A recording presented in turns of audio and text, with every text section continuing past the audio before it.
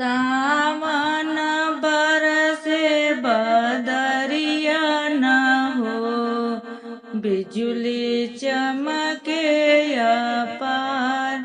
सावन बरसे बदरिया न हो, बिजुली चमके अपार। मम्मी जे गरज पापा के अगवा हो, बेटी भइलिन सयान। मम्मी जे गरज पापा के अगवा हो, बेटी भइलिन सयान। दुआरे से पापा बेटी के बोले हो, सुना बेटी हमार। आसो लगनिया बेटी माफ करहो, इज्जत रखना हमार।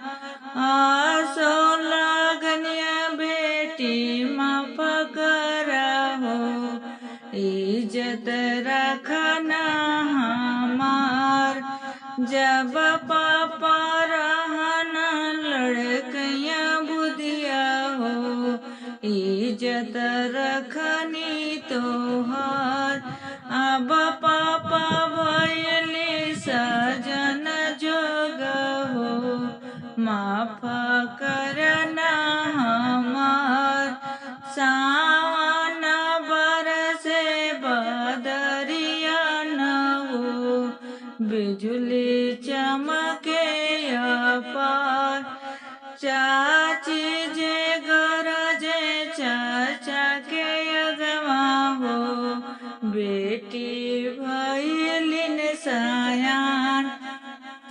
चाची जे गरजे चाचा के अगवा हो, बेटी भइलिन सयान।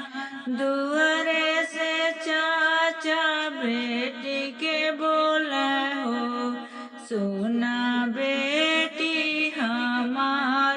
आसो लगनिया बेटी माफ करहो, इज्जत रखना हमार। आसो लगनिया बेटी माफ करहो, इज्जत रखना हमार। जब चाचा रहन लड़कियां बुधिया हो, इज्जत रखनी तोहार। अब चाचा भइनी सजन जोग हो, माफ करना हमार।